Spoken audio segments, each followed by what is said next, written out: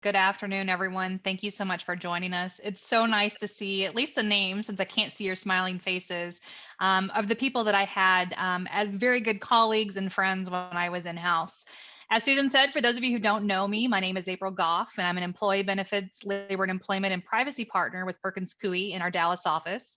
And I previously was a member of the board of directors of ACC DFW and an ACC national leadership. I was vice chair of the Employment and Labor Law Network nationally while in house. And I was ERISA and privacy counsel at JCPenney until about a year and a half ago when I decided to move to the other side of the desk. At this time, I'd like to turn it over to my colleague, Mark Rolig, to allow him an introduction or a moment to introduce himself. Thank you very much, April, and look forward to chatting with all of you.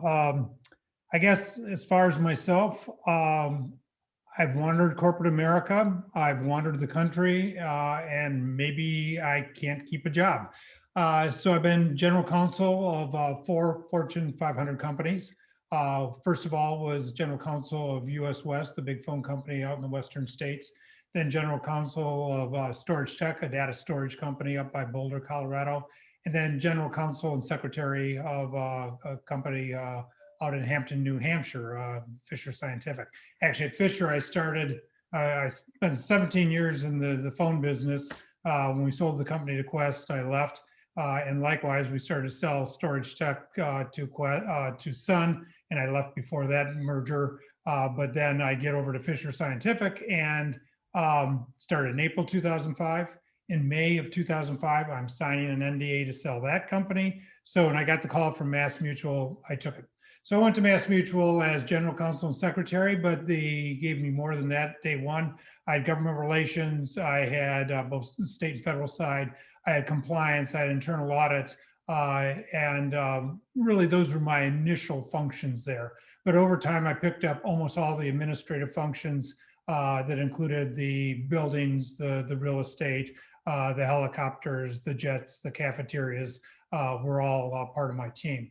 So really not as good a lawyer as I'm certain all of you out there are, but I do have expertise in leading big administrative teams. As a matter of fact, we had mandatory retirement at age 65. I was getting close to that. Told my boss, the CEO, that I got great successors. I've been general counsel for 11 years. Frankly, I think that's probably too long. So it's time to turn it over to them. And he said, Mark, I have something you might be interested in. Would you be our chief technology officer? And frankly, I have trouble rebooting a computer and downloading an app. So I told him, I said, Roger, I don't know anything about technology, and I'm not certain these are my wife's plans. And he said, Mark, check with your wife. So I ended up being the chief technology officer for MassMutual for 2 years. So back to the point, what I think it ties into our presentation today, which really is about advancement and development. My resume is not mine. It's really the resume of the people that I've had the privilege and opportunity to work with and lead. And so what I think I can do, and I have done, is help people develop and help people be successful in many different roles. And so we'll be talking about that more today. And frankly, after I left MassMutual, one of the things I did do is I joined Perkins Coie as a senior client advisor, and we'll talk a little bit more about that. But one of the things I really do feel good about is that I think it's 16 people now that work for me have gone on to become general counsels. Actually, one became an FCC commissioner. One is now, still is, the head of all public policy for Microsoft. And so we'll talk about development and advancement, but I look forward to the conversation. Wonderful. Thank you so much, Mark. I really want this to be sort of an informal discussion, a coffee amongst friends.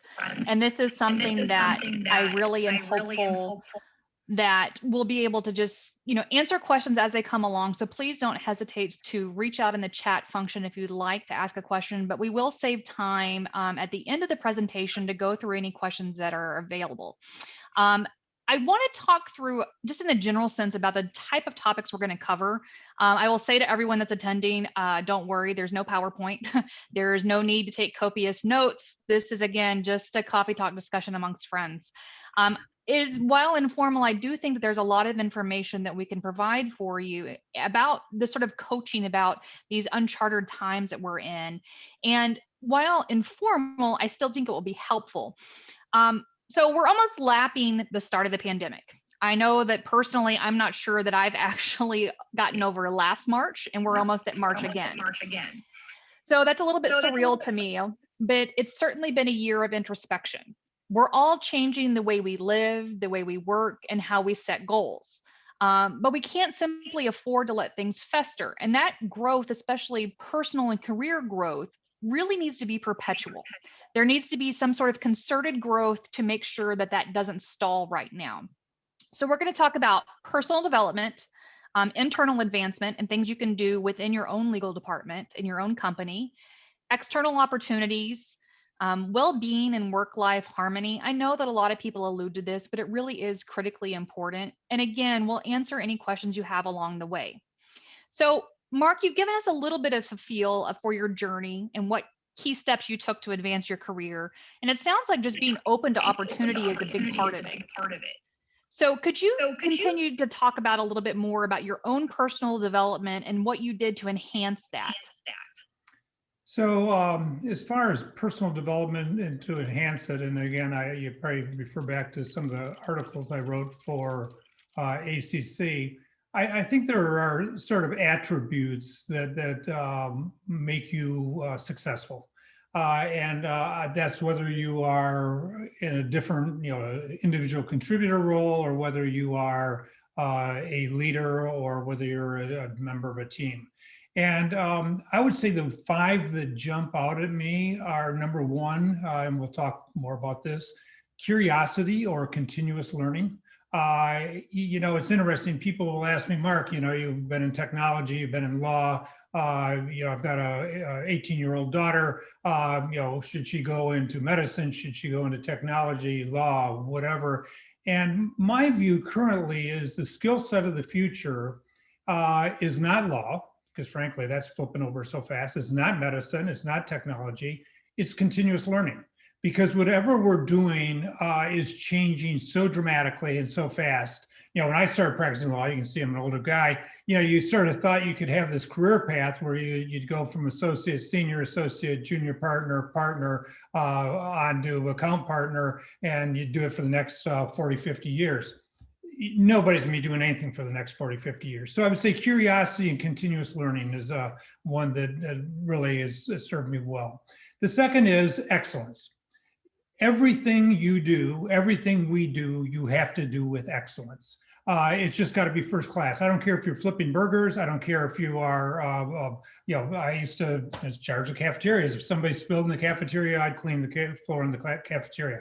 Everything you do, you ought to do with excellence. Third, and this we'll get to later in the conversation, is networking. You've got to continue to build your contacts and networks because those are where a lot of opportunities are going to come from. And frankly, a lot of the assistance in your personal growth will come from. The next one I would say is you have to be self-aware. It's one of those things that's kind of hard to do because we think we see ourselves a certain way, but others often don't see us the way we think we are. I'm a raging introvert. And as a result, I come across as cold. I come across as non-caring because I'd rather have my door shut when we had doors. I'd rather have a door shut than be out with the team. And so you need to have that self-awareness and be able to react to it. The other thing I would say is that you need to always, as lawyers, do the right thing. I teach this class at University of Colorado Law School, and one of my themes for the students is the legal answer isn't always the right answer. And so that's, I think, really key. And then the last one is probably the most valuable resource all of you have is one thing you can't buy more of, can't accelerate, can't slow down, is time.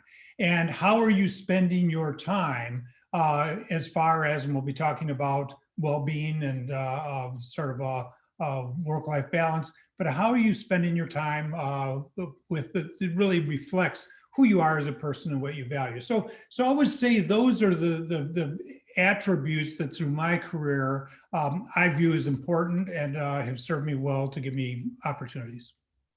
And Um, thanks so Thanks much, so Mark. much, Mark. So, for me personally, my journey, well, it's been a little bit of a long and winding road, but I would sum it up really in two ways. Number one is that no one's going to No one's going establish to your brand establish your for you. brand for you. That's work that you That's have to do on your own. And then the second part of it, I would say, is really you've got to be open to opportunity. My own personal motto that has served me very well is don't wait for your ship to come in. You've got to swim out to it. You've got to get opportunities wherever they are. You have to create those opportunities if they're not falling in your lap. So, me personally, I grew up in a 900 square foot house in Grand Prairie. I am first generation college student, but finished my BBA and JD before I turned 23. And I was top of my class, editor in chief of Law Review, but I went to a fourth tier school on full scholarship, but it was still a fourth tier school. So, how did I end up in big law? I advocated for myself strongly. And I will tell you a little secret. Yeah, friends and references help. But at the end of the day, you have to establish and market your own brand. You have to figure out what that is and you have to advocate for yourself. And you have to continuously do so. You can't stop doing it. I will say that I was lucky. I interview well, but I researched everything there was to know about every firm or every company that I've ever interviewed with. You have to put in the work. It doesn't matter how brilliant you are as an attorney. If you're not comfortable interviewing, you need to practice with mock interviews to build up your confidence. You need to talk to your friends, your network connections, anybody where you work or you'd like to work, upper levels of your own company. Learn what people are looking for. There are some unusual things that sometimes different in-house legal departments really value that others don't. You need to have whatever your brand is tailored to whatever you're trying to excel in. Learn what makes your business tick. I don't care how good you are of an attorney, you really need to learn your business and learn the pain points of your executives if you're going to be able to advance. So, for me, I practiced for a while. I started with Holland and Knight in the Miami office, which I will say I wish I had been in last week when it was -3 degrees here. Um, Moved to Sun and Shine, which is now part of Denton's. Then I was with Cypher Shaw for a while, which is a labor and employment boutique in Chicago before moving to a mid-sized regional firm. So how did I make that transition from firm life to in-house? Well, I took a cold call from a recruiter. I was in Michigan, got a call, as you all do, and said, hey, do you know anybody who's interested in moving to an in-house job? I honestly wasn't at the time, but I was in Michigan and winter was setting in and they said, hey, it's in Plano, Texas. And I'm like, oh, that's right by my hometown. And winter is closing in. So I said, let me close my door. Let's talk.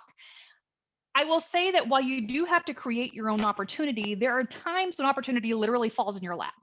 And even if it's an opportunity you may not be interested in at that very moment, you still should explore it. You still should be open to change. So I said, let me close my door. Let's talk.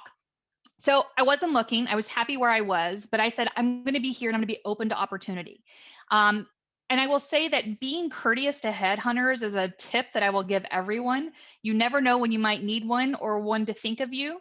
At that time, I wasn't really interested in in-house life, but I interviewed. I loved the team. I enjoyed the company. It was a challenging time for that company and limited resources, which makes you a very different attorney in-house than what it is right now. And we'll talk about resource constraints in a little bit. But going through that process, I really think it's something that you have to be open to a variety of different things that you may not feel is the right fit for you, and it can end up being better than you ever imagined. So let's turn a little bit and talk about sort of these unusual times. And I hate to say unusual because it's been a year now. It's not really unusual anymore. It is a new time, this new time that we're dealing with, and how those have created unique challenges for women and diverse attorneys. And this is something where I really wish Verona had been able to join us as a woman of color who actually moved into a general counsel position during the pandemic, that I think she would have had a unique voice. So in her stead, I will speak up a little bit and say that as a practical matter, we have to be blunt. The opportunities in the ways that people network for women and minorities are sometimes different than for white males. And it is something that I think you're going to have to look at your own personal situation. And unfortunately, in some ways, if you are a woman or a minority, you may have to put in more effort at calling people up and making the first step than perhaps you would have done. As Mark and I have talked about, it's not like you can just bump into somebody at the bar now and be like, hey, I heard about this opportunity. You're having to actually engage in intentional contact. And we'll talk about non-intentional contact in a little while. But in things that are actually valuable and worth your time, you're going to have to put yourself out there a little bit more. A lot of the women, and I do a lot of coaching for the women, younger attorneys in our firm. And I talk about the ways, and this is a broad generalization, so please understand that I know that not all women are this way, and not all men are this way. But a lot of women network differently than men do. We tend to have multiple touches before we move in for the kill and ask for business. We tend to establish personal relationships and get those really deep and really nurtured before we're asking for work or opportunities. And in my experience, and this is my personal experience, a lot of men aren't wired the same way. They're often, this is not all men, but they're comfortable being much more direct and to the point. One lunch and all of a sudden it's like, hey, we just talked. What are you going to do? As far as when are you sending me work? What's going to happen with this? When's this opportunity going to be available? Are you going to be an advocate for me? You have to ask other people to chime in and be advocates for yourself. I know that I personally struggle a lot with imposter syndrome, that sinking feeling that they're going to find out that it's a fake and I don't know what I'm doing and I'm not supposed to be here.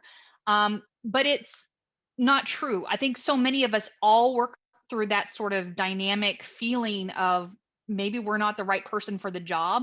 I've seen so many studies that have shown that women most of the time will not, if there's a list of 10 categories that you need to have for a job, if a woman doesn't hit 8 or 9 of them, she's not going to apply. Males, if they hit 4 or 5, they will apply and say that they're the best candidate you're ever going to see. Women and minorities need to step up and really put yourselves available, make yourselves available for that risk in the same way, just to sort of level the playing field. That doesn't mean that you're going to get every opportunity that comes up, but it is something I think to be aware of. Mark, did you have anything else that you wanted to add to that? So a couple thoughts on that. First of all, I actually wrote a piece for ACC that is called The Graceful Exit. And I talk about the fact that what you ought to consider when you leave a job, but also totally to follow up on where you are, I think you always have to be receptive to what is out there. And not that you're always looking, but if you ever get a call or somebody says, gee, would you be interested in considering something? I think generally the answer is yes. And why do you do that? Number one, you think your current job is good, but it may not be as good as the other opportunity. Number two, you go out and meet another opportunity. You may say the job I have isn't good. It's great. So I think it keeps you sort of grounded as far as whether your current position is good and whether something else would make sense. In addition, I would say that it keeps you, sort of current with both the search firms and frankly, in the community, that you are out and you've interviewed and have those skills. If you haven't interviewed in 20 years, it's a bit of a challenge. So I think it keeps you sort of current as far as what you're doing and selling yourself. And no surprise, looking at my career and life, moving jobs has served me well. Moving to different locations has served me well. That is particularly challenging, I know, during the current time. So we talk about what's sort of unique during this time. I think you aren't finding as many people moving across the country. Of course, we're all working more remote and not as much probably job opportunities or job hopping going on, although some of it is still occurring. So I guess I would say that is something that all of you ought to be thinking about. And then I can't agree more, April, as far as, gender differences. And again, maybe it's stereotypical, but us guys will think that we have all the qualifications when we have none of the qualifications. I remember Jackie Prezan that I was making some changes to the technology team. And I said, Jackie, I'd like you to head up, frankly, all of the network technology for Mass Mutual. And she looked at me and she said, Mark, I'm just not ready for that. I think maybe 2 years from now I could do that. I said, Jackie, you're talking like a woman. And frankly, I had some friends then contact her to explain why she was absolutely right for the job. And so I would encourage individuals, whether it's a male or female, to make sure you reach out and look at these opportunities, even if they aren't a perfect fit or you feel you don't have all the qualifications. Don't kid yourself. You can fill those gaps. It's interesting. And one of the things, and we'll get to what I'm doing with Perkins Coie right now. One of the things I do is work with a lot of general counsels and their leadership team. And I'll talk to somebody that hopes to be a future general counsel and say, well, Mark, I'm a patent attorney. I don't know all this corporate stuff. And I say, don't worry about it. We will cover for that. We will find a way that we can address that. So you don't have to have everything. You don't have to be perfect to have opportunities. So let's now talk about those resources and opportunities and what do you have to have. So I will say that being in-house with a fantastic legal team, and I'm not just saying that because I can see some of my ex-colleagues on the list, we had a great team, but we were very resource constrained, which made us incredibly nimble because we had to be. There was, what is it, innovation? I forget the saying, but anyway, basically you innovate because you have to. We had limited resources and budget and couldn't be jetting off to every possible conference that popped up. So I will say something perhaps unpopular for firm attorneys to say, but for in-house people, my advice is call in favors from your firm friends and past colleagues. Many times we are willing to do things off the books, discounted rates as a favor in consideration for future business. We have a tremendous amount of opportunity and a tremendous amount of resources. I cannot tell you how many times I have looked up a case for somebody because they don't have access to something. I don't mind doing it because I've been there, I've sat on that side of the desk, and I know what it's like. The other thing I would tell you is find out what resources are available for free or discounted for in-house attorneys. I know it's a bit gauche to actually ask for a discount because I didn't have a budget for a lot of those resources. I blatantly asked. I went to the American Bar Association and I said, hey, I would really love to attend this, or the Joint Committee on Employee Benefits. I want to attend this. I don't have $1,000. And you know what? They waived it. They want in-house attorneys to be there and they will waive those fees or severely discount them. And sometimes if I couldn't get them discounted or waived, I paid for it out of pocket. It wasn't reimbursed by the GC. It was something that I paid for by myself and I did as an investment in my future. I know not everybody has that financial ability, but if you do, I will say that those dollars are worth so much more than what you pay into dinners and wardrobe and everything else. You've got to continue to put the resources in yourself because you are worth that. So find out what's available, find out what's free, ask people to waive stuff, call in favors. There are a tremendous amount of CLEs that are available for you through the ACC. I don't know, and maybe Susan at the end, you can talk about this as to whether you guys are still doing the ACC CLE pass, but if that's still available, snap it up. It is a fantastic way for you to get a broad cross section. And Mark talked about, if you're trying to grow yourself into a GC role, you need to have a broader scope than if you're specialized. You're not just a labor and employment attorney. You're not just a corporate attorney. You need to have a good idea just to be able to issue spot. You don't need to be able to answer all the questions, but you need to be conversant in a lot of different areas. Those ACC, CLE passes are fantastic for that because it gives you a broad cross section of stuff. And it may be something where you find out you have an interest in an area you hadn't looked at before. That is a fantastic way to do it. Look at remote CLEs. Everybody and their dog right now is offering stuff. Law firms will offer you all the lunch and learns you want, all the stuff that you want, because we can't do the things that we normally used to do. Marketing for us is very different. And at the end of the day, I love you all. And I know that we're good friends, but at the same time, from a business perspective, I don't have a way to really bring you on for lunch. I can't ask somebody out for drinks. But I can do things that are more tailored to your business with your invitation and then when I say me, it's me or any other firm attorney. So ask for those things that are actually helpful for you and firms are willing to do it. Mark, what else do you want to join in that? And I'd also, if you could, talk a little bit more about your role at Perkins and what you're doing, because it's kind of a unique situation. Sure, I will do that because I thought this is the topic to cover it on. First of all, just to follow up on April said, one of life's little ironies are the whole issue around favors.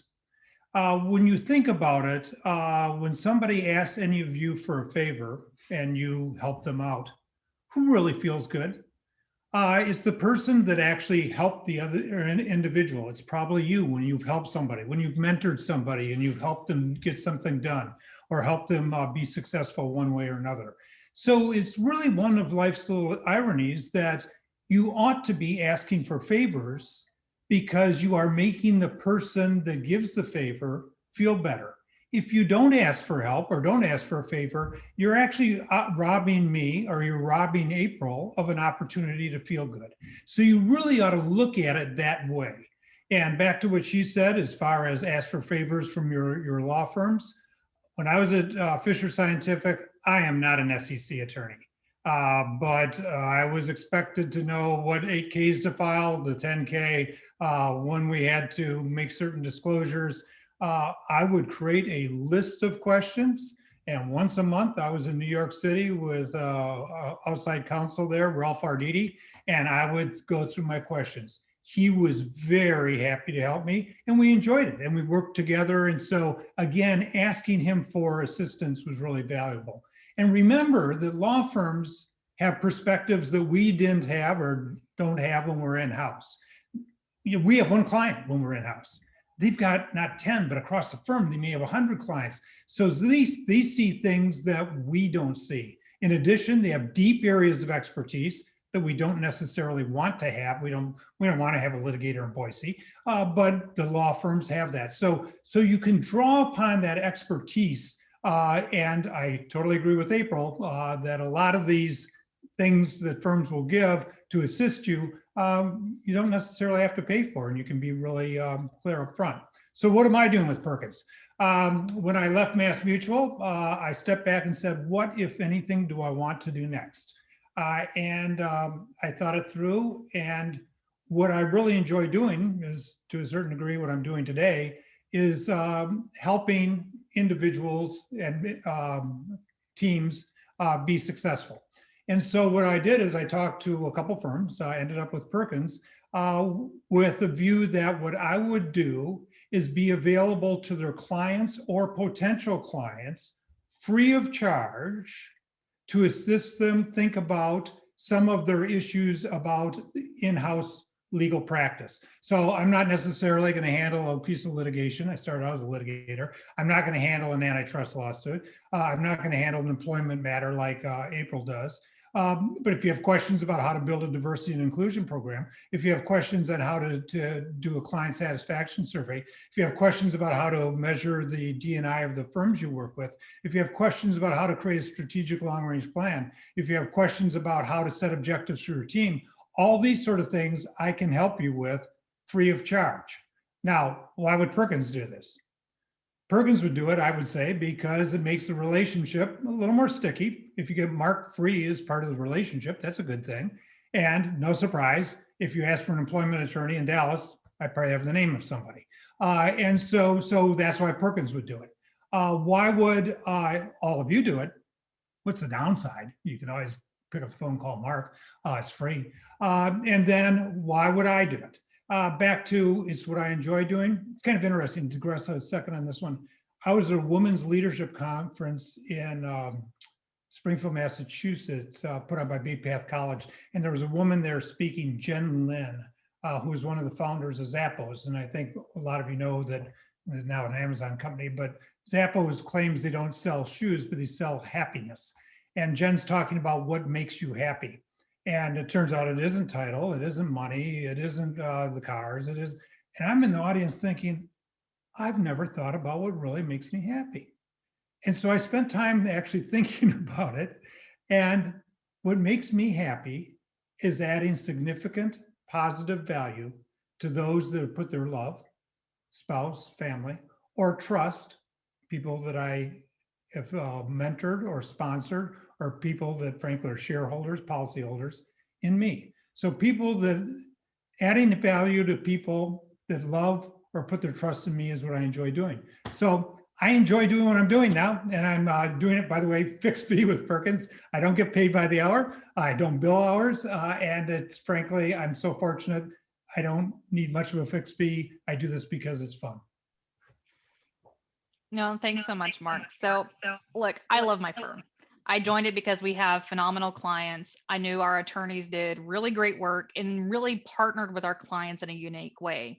Part of that client advantage department or team that Mark is talking about offers a variety of non legal things to our clients: career coaching, pricing support, artificial intelligence for bills, a host of other substantive business centric coaching and support for DNI, for just a wide range of things. So Perkins is great, jazz hands and all that. But let's be real here. All firms really have something to offer to you when you're in house.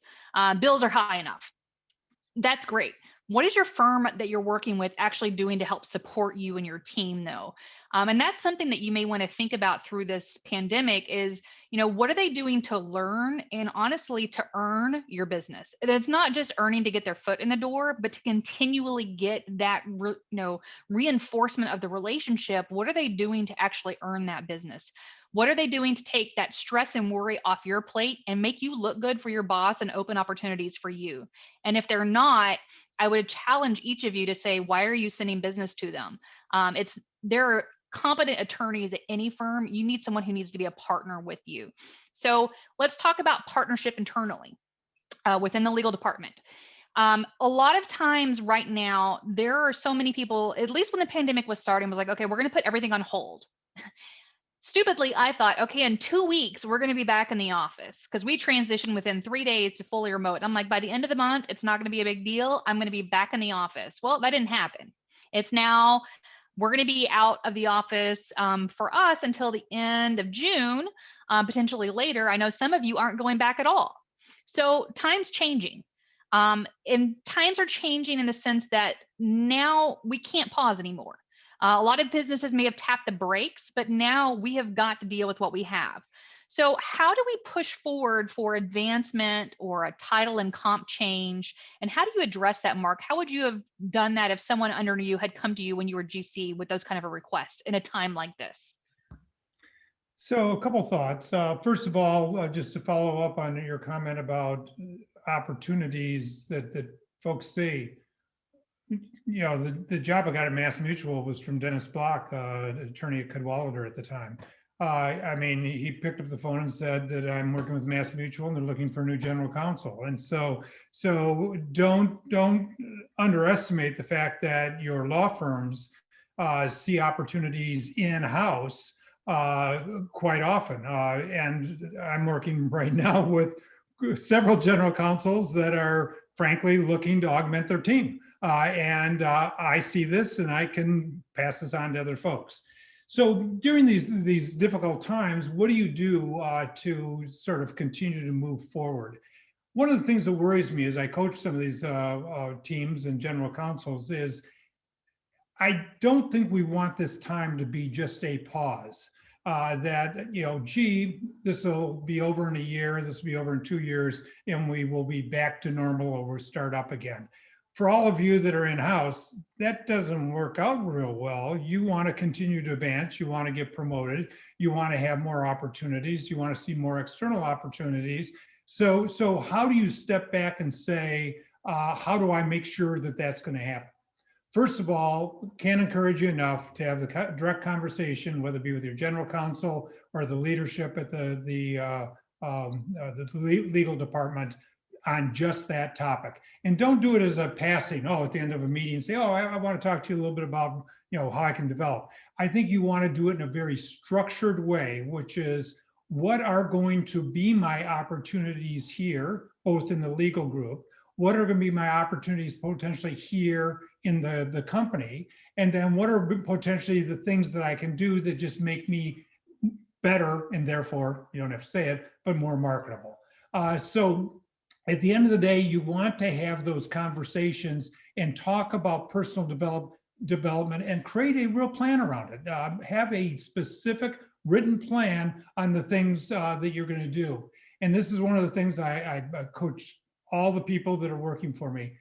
Doing high quality, responsive legal work is just the ticket to entry. Frankly, that is good. You got to do it. But if you really want to make sure that you're going to have opportunities going forward, what you've got to do is look for those things and take those projects where when somebody says, gee, you did that at Mass Mutual, you put in place a patent incentive program at Mass Mutual, can you do that for me at Pratt and Whitney? So what you want to do is find those projects where you're doing more than just the high quality responsive legal work, but you're actually advancing the company's objectives, because that will serve you well both in your current job, but also serve you well as you look externally. So back to the point earlier, I'd say generally you want to always have your ears and eyes open externally. You want to have a specific personal development plan, and you want to make sure that you are doing steps or taking steps to advance that. One last thought on this, because I pitch it to everybody I coach or mentor. I would highly recommend each one of you create what I call a personal leadership philosophy. Happy to share mine. Just send me an email, I'll send it to you.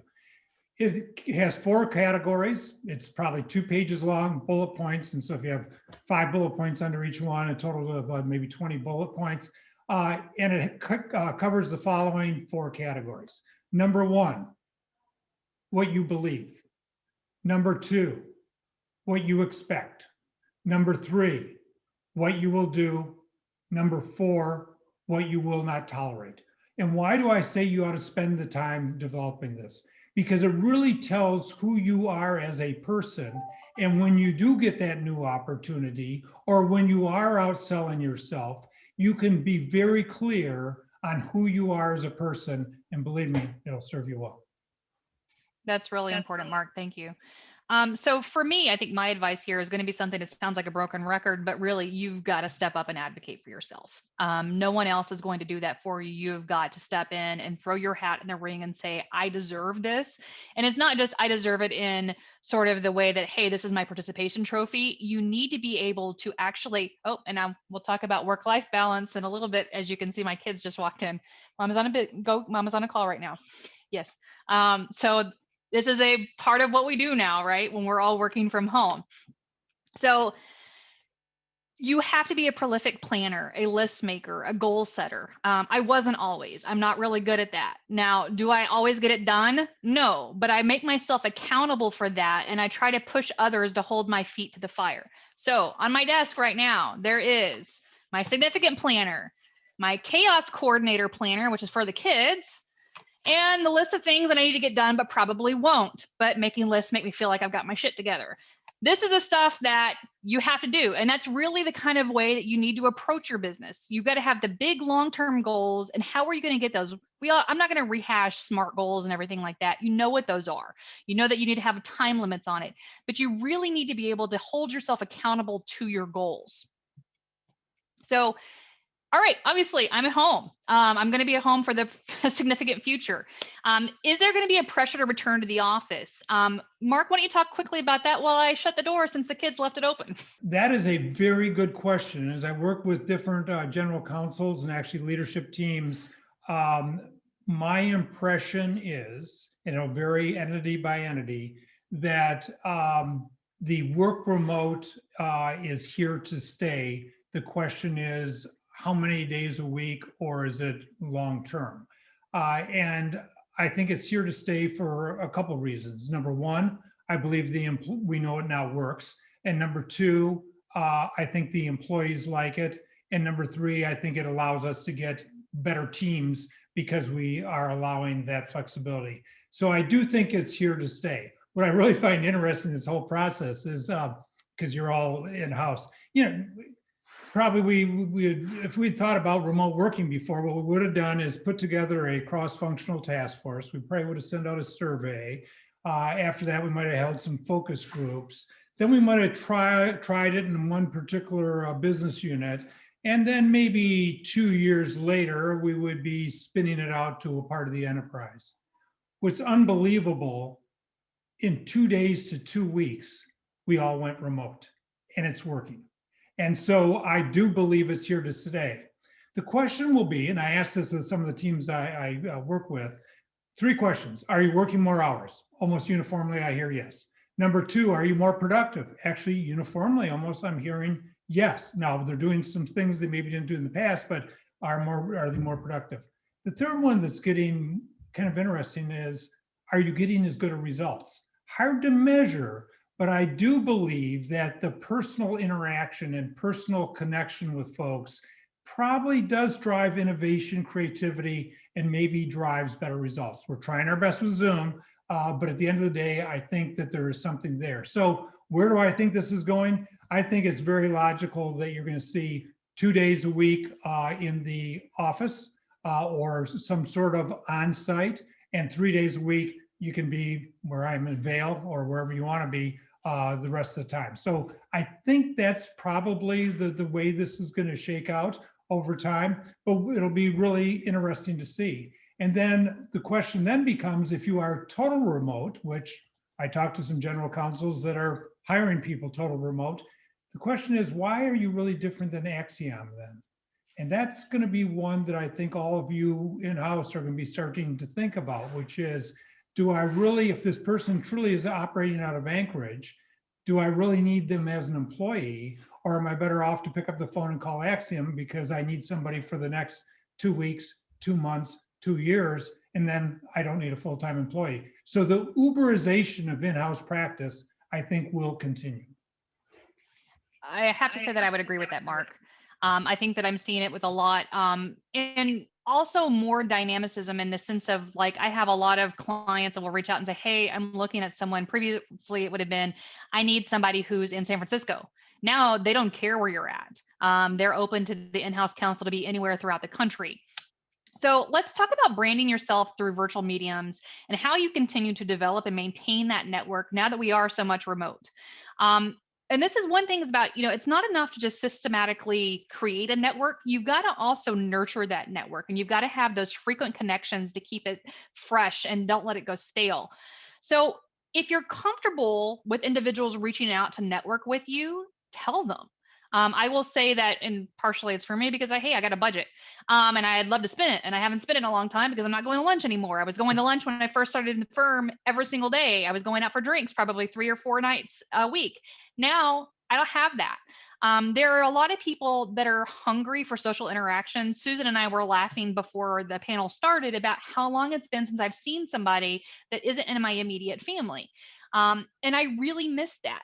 Now, maybe you're not comfortable with having lunch out, and that's completely fine. If you're not, reach out to people, whether it's your college roommates, whether it's, people that you used to do business with, old colleagues, and let them know what you're interested in, and find a way to continue to establish those relationships. Hey, and if you want lunch on me, let me know. Drinks, let's talk.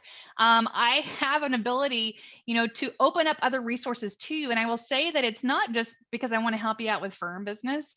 Every day, the first thing I do once I sit down at my desk is I look at LinkedIn and I look at in-house job opportunities. And you know what? It's not for me. It's for my friends that I know that are looking. And I start seeing, okay, who do I know there? Oh, I know the GC. I'm going to call and say, hey, I've got this friend that would be a perfect fit for this. I know that their work, I'm familiar with them, let me make an introduction to you. That's what I do. That's sort of my gift, if you will, and my giving back to people is trying to help find them be the best version of themselves. It's what Mark does. There are a lot of us in your life, and it's not just at Perkins, at other places and other friends that you have. And we talk about your personal development. I have what I call my personal board of directors. It's about 8 people that I go to anytime that there is a personal or professional issue that I'm struggling with, or if there's an opportunity that's come up where I float this by them and I know that they're going to give me just the straight answer about what they think about this without blowing smoke up, without trying to, make you feel better. They're just going to be honest with you. Find and establish that personal board of directors for yourself and nurture it. Call up those people and return the favor. If someone's doing that for you, if they're mentoring you, do it for others. Do it for people who are coming up under you in the ranks and who are just starting out maybe in the in-house life. Mark, what do you think that other people can do to help sort of maintain themselves through this virtual time? The work remote is here to stay. The question is, how many days a week, or is it long-term? And I think it's here to stay for a couple of reasons. Number one, I believe we know it now works. And number two, I think the employees like it. And number three, I think it allows us to get better teams because we are allowing that flexibility. So I do think it's here to stay. What I really find interesting in this whole process is because you're all in-house. You know, probably we if we thought about remote working before, what we would have done is put together a cross-functional task force. We probably would have sent out a survey. After that, we might have held some focus groups. Then we might have tried it in one particular business unit. And then maybe 2 years later, we would be spinning it out to a part of the enterprise. What's unbelievable, in 2 days to 2 weeks, we all went remote, and it's working.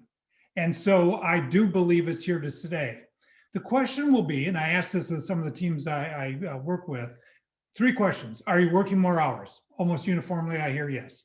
Number 2, are you more productive? Actually, uniformly, almost I'm hearing yes. Now, they're doing some things they maybe didn't do in the past, but are they more productive?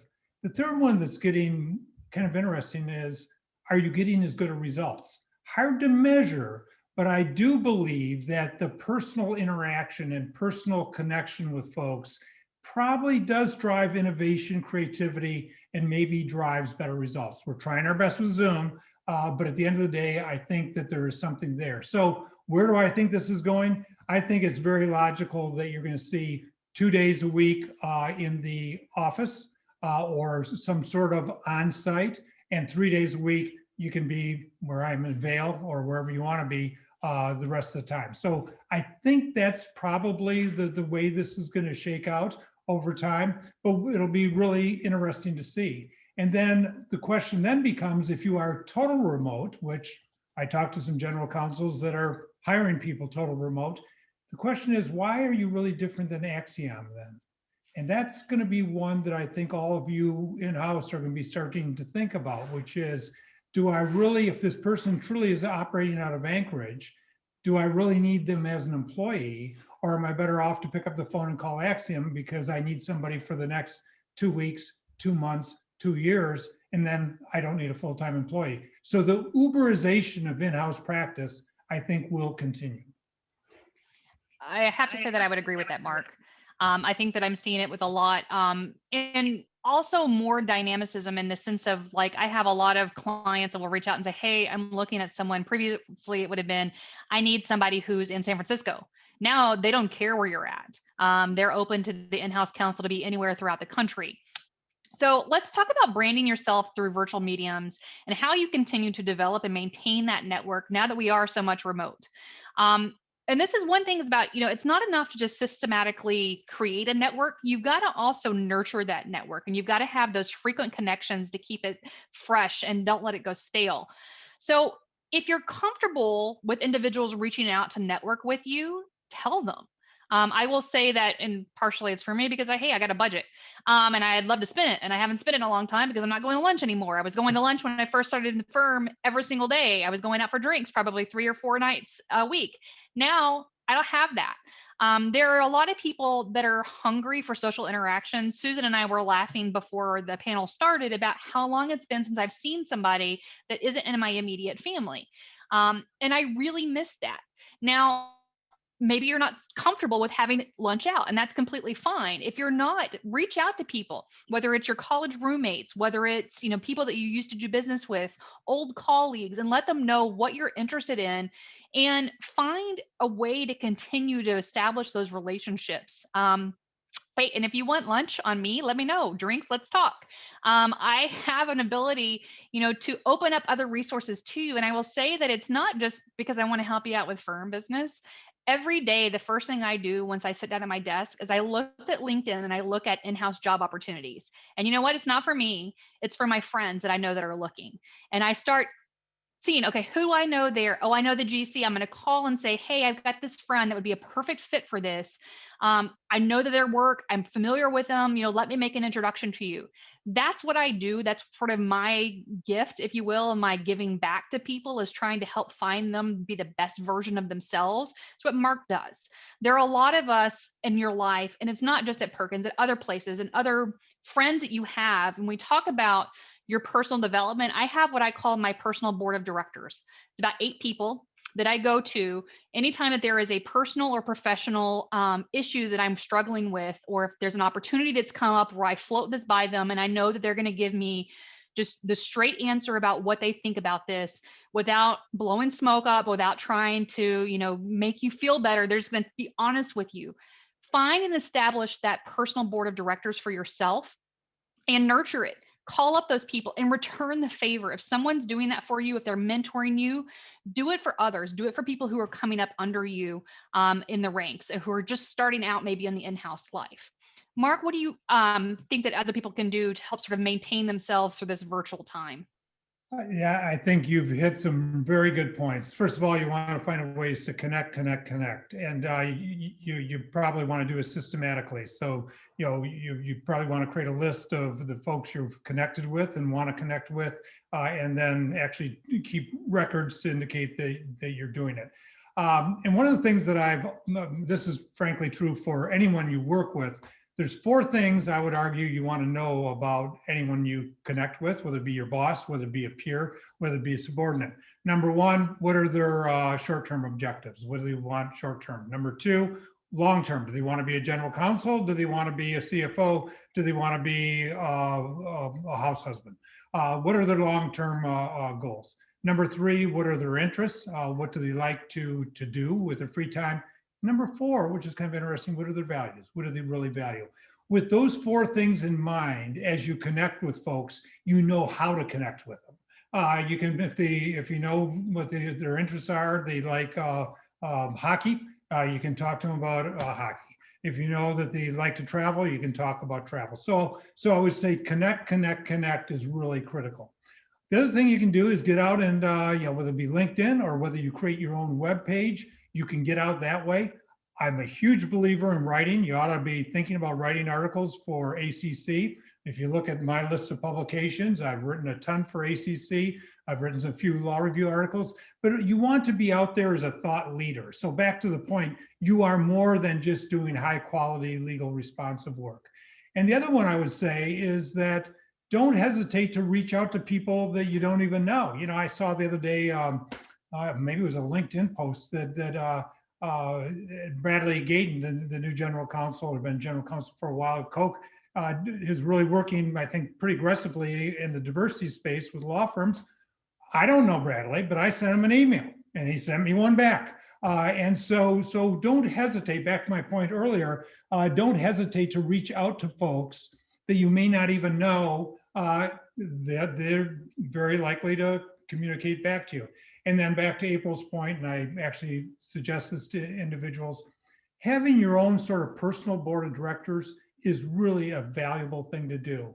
And then with those personal board of directors, just like maybe a mentoring relationship, make sure you connect on a regular basis. You don't just pick up the phone when you need something, but whether it's monthly calls, whether it's quarterly calls, have those calls and just find out how they're doing. And frankly, they'll find out what you're doing, and that helps you develop. And back to that point, don't ever underestimate the value of reverse mentoring. Some of the best ideas I have received are from people that I've been mentoring. So remember, being a board of director is good, just like having a board of director for you. Very true. So we've only got a few more minutes left.